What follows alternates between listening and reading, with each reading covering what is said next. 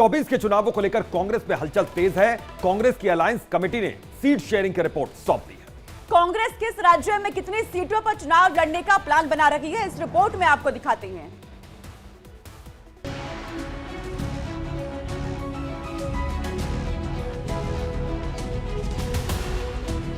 चौबीस में मोदी लहर को रोकने के लिए गठबंधन तैयार हुआ।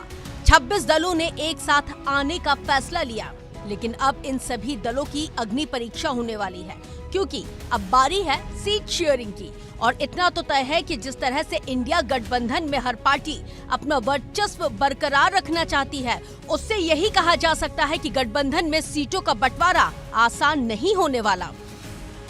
कांग्रेस ने भी अपना सीट शेयरिंग वाला फॉर्मूला तैयार कर लिया है। कांग्रेस की राष्ट्रीय गठबंधन समिति ने सीट शेयरिंग को लेकर पार्टी अध्यक्ष मल्लिकार्जुन खड़गे और कांग्रेस नेता राहुल गांधी को रिपोर्ट सौंप दी है। तो इस रिपोर्ट में किस स्टेट में कांग्रेस कितनी सीट चाहती है, इसका पूरा ब्यौरा भी तैयार है।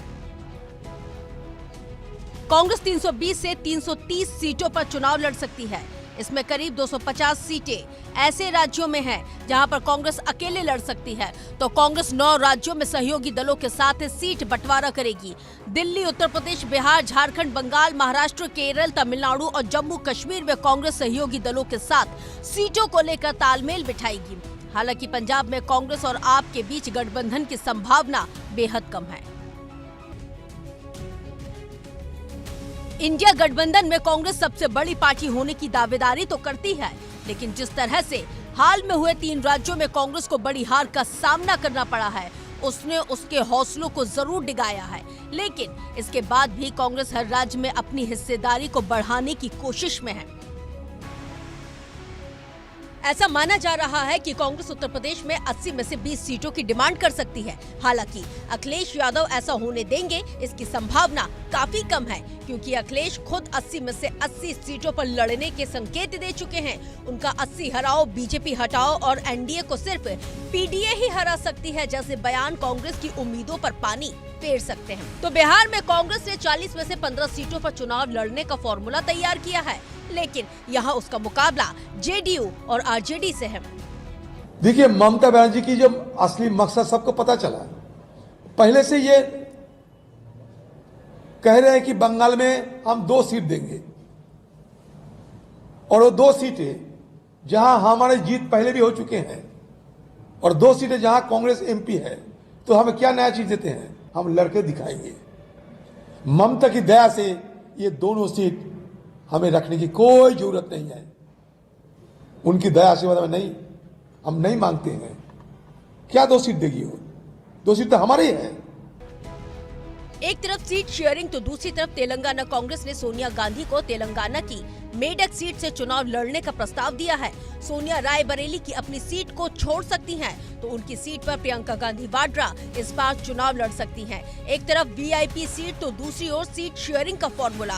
कांग्रेस तैयार है, लेकिन इतना तो तय है कि गठबंधन के बाकी दलों का मूड उसका खेल जरूर बिगाड़ेंगे। यही वजह है कि कांग्रेस ने भी नया गेम प्लान तैयार किया हुआ है।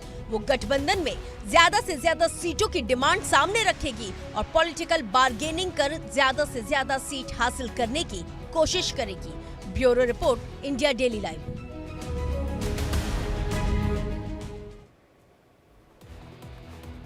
और खबरों में आगे रुक करते हैं। अब आपको बता दें कि राज्यसभा से इस साल 68 सांसद रिटायर हो रहे हैं, जिनमें 9 केंद्रीय मंत्रियों के नाम भी शामिल हैं।